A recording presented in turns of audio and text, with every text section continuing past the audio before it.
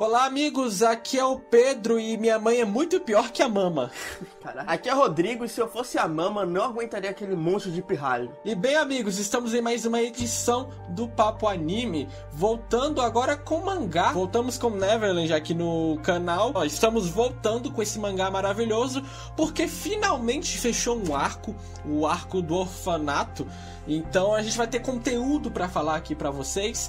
Então eu e o Rodrigo estamos muito apostos pra falar dessa obra, porque nós estamos querendo falar dela há muito tempo com vocês. A gente tá tão ansioso pra falar dessa obra que a gente já tá gravando esse vídeo uma semana depois que acabou o primeiro arco. Então a gente já tava aqui planejando há quase mais de meses, né, pra falar pra fazer esse papo. Então com muita satisfação, vamos pro vídeo.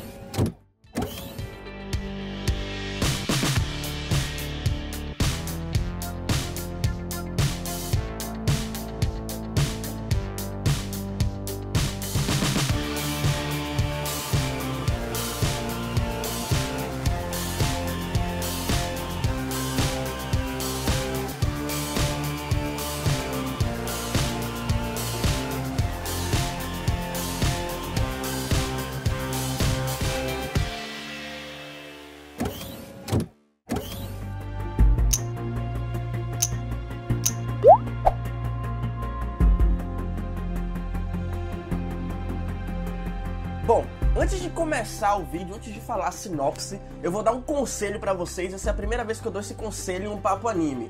Vocês sabem que a gente costuma dividir o vídeo em parte sem spoilers e parte com spoilers. Entretanto, esse mangá tem uma condição especial, que o primeiro capítulo, se a gente já começar falando do primeiro capítulo, já é um spoiler, né? Porque ele não dá ali a trama logo no início. Então o que eu vou aconselhar vocês é que vão lá, leiam o primeiro capítulo e depois voltem aqui e vejam, teoricamente, a área sem spoiler e depois a área com completo spoiler. Se você não se importa tanto, vamos lá, eu vou dar a sinopse aqui agora já com o plot twist inicial. Bom, o mangá começa com várias crianças, né, dentro de o que parece ser um orfanato ali, com uma única criadora, que é chamada de Mama, e eles são submetidos a testes, a provas, eles fazem as tarefas de casa, eles vivem normalmente como várias crianças felizes.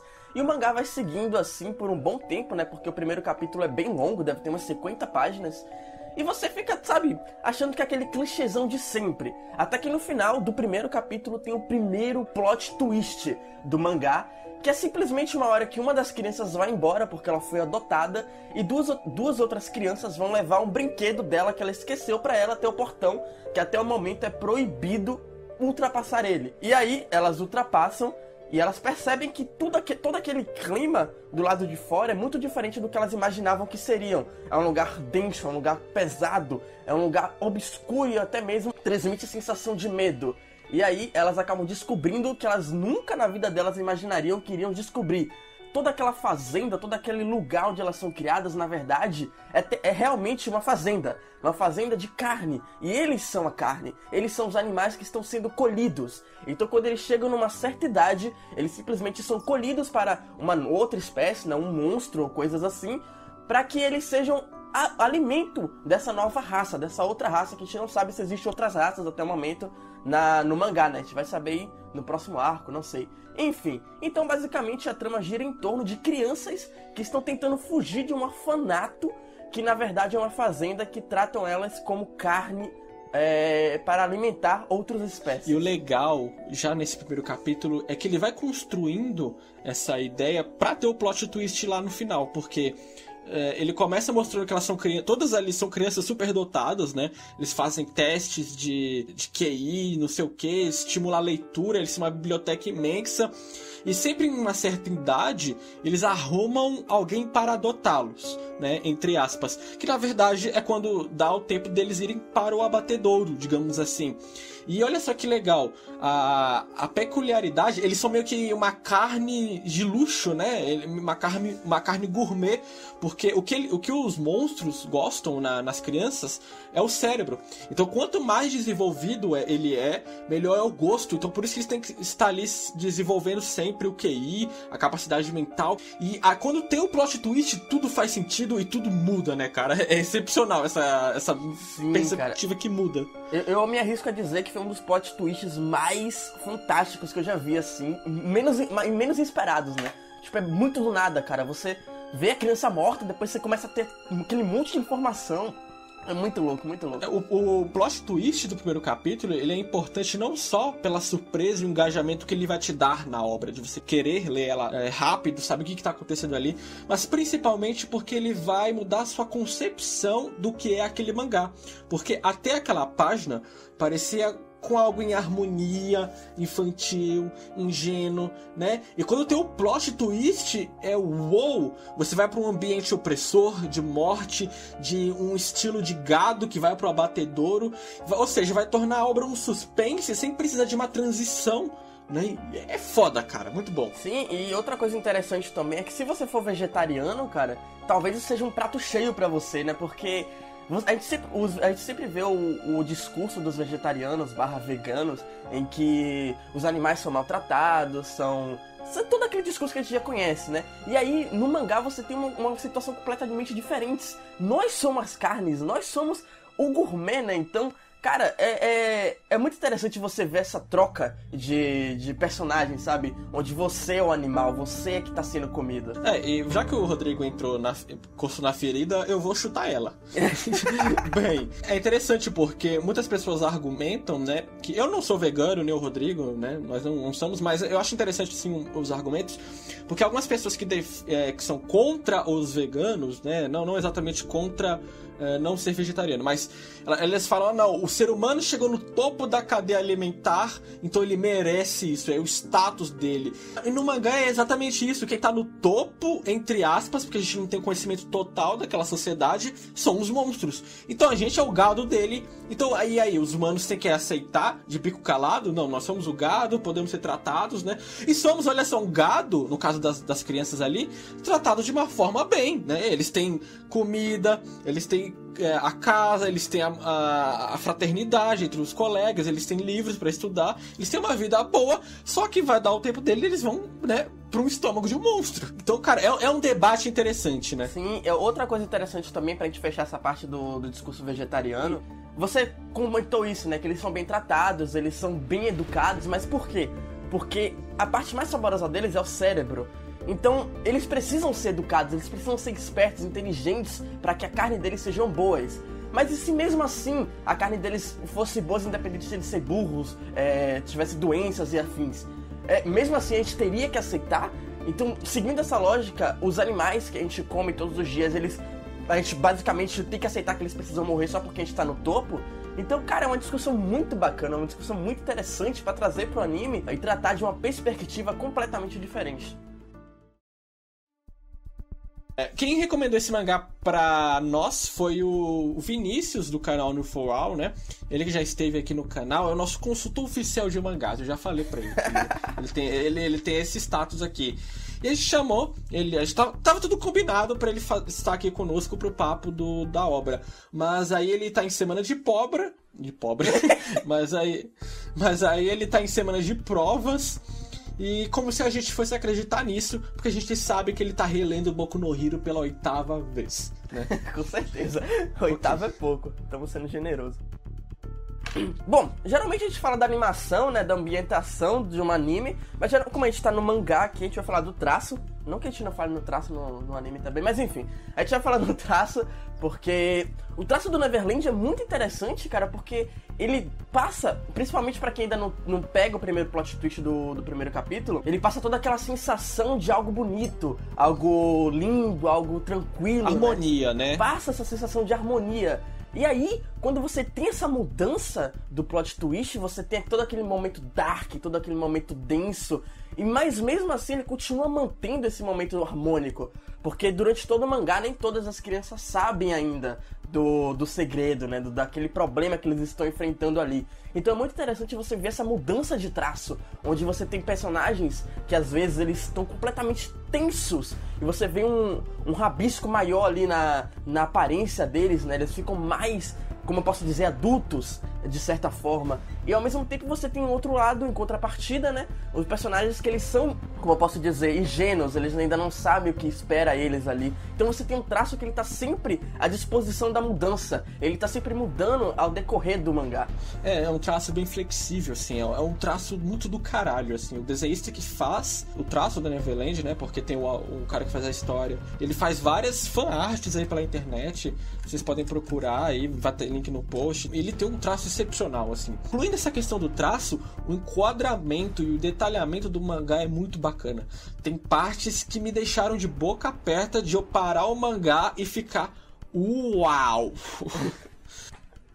Realmente. Ele tenta ter uma pegada na fórmula ocidental da fábula, né? Ele tem uma fábula de livro ocidental, assim, o traço dele, né? O nariz é esticado, né? O rosto meio europeu. Eu acho que isso até é questão do Neverland, a gente vai falar isso mais pra frente, ele ser uma espécie de brincadeira, né? Ele tem esse tom de infantil, de brincadeira. Então é legal ele ter esse traço que lembra uma fábula infantil, né? Sim, até porque, cara, eu posso estar falando besteira aqui, mas a gente tem muito a visão de que os japoneses, eles não se divertem tanto na infância quanto a gente, né? A gente tem todo esse negócio de brincar na rua, de, sabe, ser uma criança mais sapeca, entre aspas. E o japonês, ele tá sempre estudando mais, ele tá sempre sendo inteligente. Eu não sei exatamente, posso estar falando besteira. É muito interessante porque você vê essas crianças meio de uma visão ocidental mesmo, né? Você as olha e fala, putz, eu quando era criança eu era assim. Aí tem toda aquela questão da brincadeira que a gente vai falar daqui a pouquinho. Então, você tem esse traço, ele colaborando pra essa questão. Uma coisa que eu tava conversando com o Pedro logo quando eu comecei a ler o mangá, a gente no caso, né, tava no capítulo 14, 17, algo assim, e a gente tava discutindo que uma coisa que sustenta muito Neverland é o próprio mistério em si. Porque geralmente você tem uma obra de mistério, mas você entende o mundo ao redor. Você só não sabe o que tá rolando ali no mistério dentro do mundo. Mas dentro do Neverland a gente realmente não sabe nada. A gente não sabe o que tá acontecendo com as crianças, a gente não sabe como é o mundo lá fora, a gente não sabe como são os monstros, como chegou nesse ponto. Então uma coisa que sustenta muito o próprio Neverland é essa questão do mistério, essa questão que a gente sempre tá ansiando descobrir mais coisas. Então, putz, você tá ali num espaço de uma fazenda pequenininha, mas você ainda tem um universo, né, pra expandir. Só que até expandir isso aí, cara, você vai ler, e você não vai cansar porque você sempre vai ter ansiedade de querer saber mais. Então o Neverland, ele tem esse dom, né, de conseguir segurar a gente através do mistério. Sim, principalmente porque a obra ela tem uma estrutura muito bacana. Ela é uma obra semanal e cada capítulo dela, por mais que seja curtinho, 22 páginas, é muito consistente, né? Tem um conteúdo com começo, meio e fim, mesmo sendo um capítulo de transição, indo pra outra coisa, né? Sendo um mistério grande. Isso é realmente toda essa questão da revelação dos fatos, do mistério, de você quer imaginar o que rodeia a trama, é realmente o carro-chefe da obra, assim, de longe. E você fica angustiado naquela trama porque ela te instiga demais a querer descobrir o desconhecido, como o Rodrigo falou. E eu pelo menos senti bastante o medo dos personagens em serem fortes, terem que serem fortes e jogar tudo no escuro ali, porque eles não sabem de nada, é um mundo que eles não têm noção do que está por vir. Ou seja, é apostar a vida ao mesmo tempo que a vida deles sempre foi uma aposta, sabe? O abatedouro sempre esteve ali, eles só agora sabem eles só têm a consciência desse fato. E eu acho que ao mesmo tempo que a aventura / mistério tem um super peso de vida e morte ali na obra, né? Ela traz uma nostalgia de você estar meio que brincando, se escondendo, planejando uma fuga, enganando os adultos, etc. Uma coerência que o Neverland tem entre o fantasioso real e a brincadeira de criança, né? Sim, é uma coisa até que eu estava conversando com o Pedro antes de começar a gravar, que, putz, o Neverland, ele tem muito daquilo realmente infantil. Até alguns momentos da obra você esquece que você está acompanhando crianças de recém-nascidos, na verdade, até 12 anos de idade no máximo, né? Então, em muitos momentos, quando você se toca disso, você acaba percebendo que tudo aquilo dali é quase que uma brincadeira de uma forma real. Tem muitos momentos na sua infância, eu aposto que quando você era criança você já deve ter pensado nisso, ou brincado de algo parecido, de que você vai pulando de um sofá pro outro e você imagina que embaixo é lava, né? Você imagina que tudo aquilo dali, se você cair, você vai morrer ou coisas assim. E o Neverland, ele traz isso pro real, pra realidade. Então toda aquela questão de crianças que estão fugindo da morte, crianças que já estão fadadas a esse destino, né? Crianças que já não tem mais pra onde correr, e elas precisam fazer alguma coisa pra sair daquilo dali, toda essa brincadeira transcrita para a realidade. Então Neverland tem muita coisa ali que ele consegue explorar de uma forma muito bacana, inclusive isso.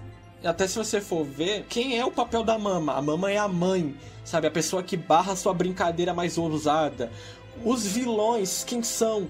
São os monstros. Qual é o vilão de uma criança? Um monstro, não é na obra não é um soldado, não é um cara mau. São monstros, sabe? Sim, é exatamente o plano, né? O background da história é realmente o mundo fantasioso de uma criança levada ao extremo. Realmente como se fosse, seria assim. Caralho, você tá me dando até medo, porque vai que cheguei no final do mangá e tudo era uma brincadeira. Então, eu tenho umas teorias aí que, sei lá, pode ser coisa tudo da imaginação deles, mas acho que é uma teoria da conspiração se fosse isso, né? Tipo... Tudo tava em coma, sabe? Não, é muito teoria da conspiração, acho que não. Espero que não mesmo.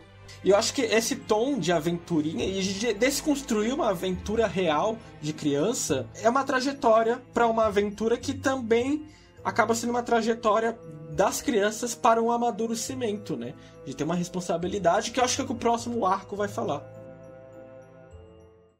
Uma das coisas que me fez gostar da obra já de cara foi o fato das crianças não serem subestimadas. Até porque aqui você tem a desculpa que elas são superdotadas. Acho que isso é fundamental para você ter veracidade nos personagens. Falando exatamente das crianças, né? Porque você sente que elas são crianças reais, por mais que elas sejam superdotadas.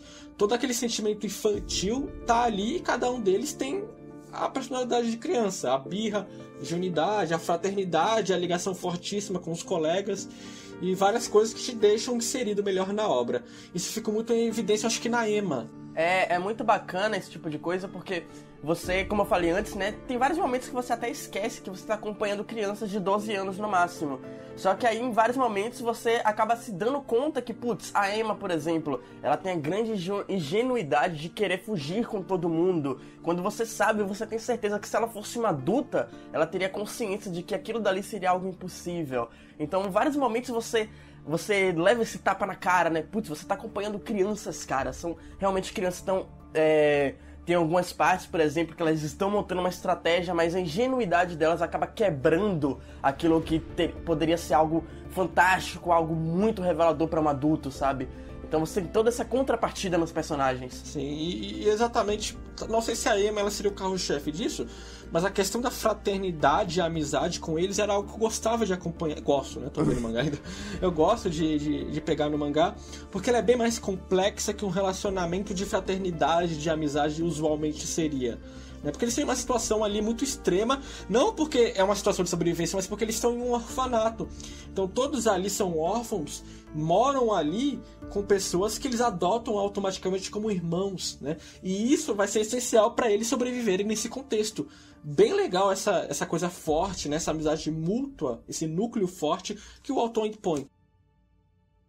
Bem, galera, já tá longo o vídeo, então nós terminamos aqui a parte sem spoilers. Se você já leu a obra, fica aqui com a gente. Se não, foda-se, né? Não, se você não leu, pula... Faz tempo que eu não gravo Papo Anime, desculpa. Se você não leu a obra, pula pro tempo que tá aí na tela. Não fecha o vídeo, que a gente vai ter terminado de falar os spoilers e vamos dar nosso veredito final, ok? Então vamos lá para os spoilers.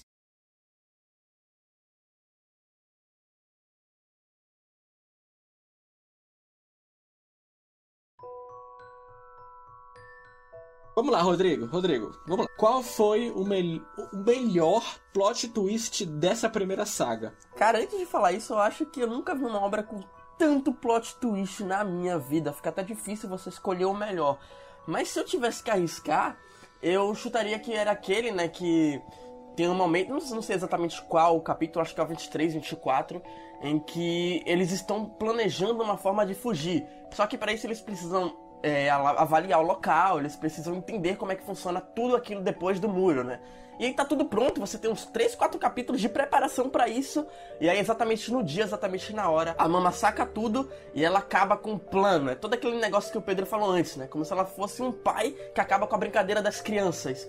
E aí você tem o maior, pra mim assim, fodendo plot twist. A única chance deles fugirem dali, a Mama simplesmente acaba com essa chance e ainda acaba com a chance deles fugirem nos próximos 3 meses, que é quando o próximo vai ser mandado pra colheita, em que ela quebra a perna da Emma e impede que eles façam qualquer plano a partir daí. Então, putz, cara, aquilo dali é quando você fala, não, tudo bem, eu tô numa obra de suspense, mas eu também tô numa obra que ela não vai maneirar só porque são crianças. Já vi que o negócio aqui é sério e eu vou ter que me preparar daqui pra frente, mesmo que eu já estivesse preparado lá atrás.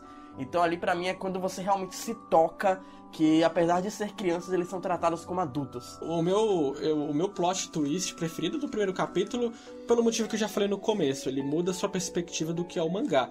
Você acha que no próximo arco, já puxando aqui, né, a questão do próximo arco, vai ter um time skip? Eu acho que quando eles chegarem a um ponto seguro, seria talvez legal ter um time skip, né? Sim, é o que eu tava pensando, na verdade. Tipo, o que eu tenho interesse nessa obra, assim, que nesse próximo arco, é que eles conheçam o novo mundo, eles entendam o que tá acontecendo ali, eles se coloquem em um local, e aí, tipo, eles fiquem seguros no local e tem um time skip, e depois desse time skip eles pensem, pronto, agora a gente tem que acabar com tudo aquilo com toda aquela história de fazenda, todo aquele negócio de colheita humana, sabe? Ou a complexidade que isso vai dar, né? Sim, exatamente. Porque, tipo, talvez a gente saia dessa coisa doméstica, vai sair dessa coisa doméstica da fazenda. Tem algo muito maior por vir, eu acho, né? Eu realmente tentei montar umas teorias assim fodas pro próximo arco, mas como o mangá inteiro, eu tenho certeza que vai ser algo revelador, algo inesperado, né? Então eu até desisti, vamos esperar os próximos capítulos aí pra ver o que sai. Sim, e bem, esse primeiro arco, ele é muito bem consistente. No final, você consegue vislumbrar até mesmo uma compreensão da própria Mama, do desejo dela de ser cuidadora e como ela é doente naquela posição dela, porque ela foi a forma que ela encontrou para sobreviver e por via viver com algum tipo de felicidade. Então é triste, doentio, mas tem um sentido de compreensão pro leitor. Então, bom, eu tô ansioso pro que está por vir aí. E realmente é um mangá e tanto. Olha, eu acredito que o segundo arco vai tratar bastante de amadurecimento, porque tem um diálogo da Emma, acaba ali soltando quando eles estão fugindo, que ela fala que a liberdade que eles estão ganhando naquele momento é bela e cruel ao mesmo tempo. Porque eles vão precisar sobreviver em uma sociedade desconhecida, onde possivelmente os demônios estão à solta. A coisa vai sair daquele núcleo doméstico que vai ter um peso muito maior agora. Pô, e é muito bacana também porque a primeira coisa que eles pensaram é que eles não têm mais comida, não tem mais água, não tem mais alguém pra cuidar deles. Então você já sabe que, putz, o mangá vai se preocupar até com esse ponto, né? Porque você não tem 2, 3 crianças, você tem uma pá de crianças ali que daqui a pouco vão ter fome, daqui a pouco vão ter sede, como é que eles vão se virar daí pra frente, né? Aí vai tudo a questão da caça com os monstros e tal. Vamos ver o que vem aí. Qual é o seu veredito final sobre a obra? Olha, cara, quando eu comecei a ler, eu realmente não esperava.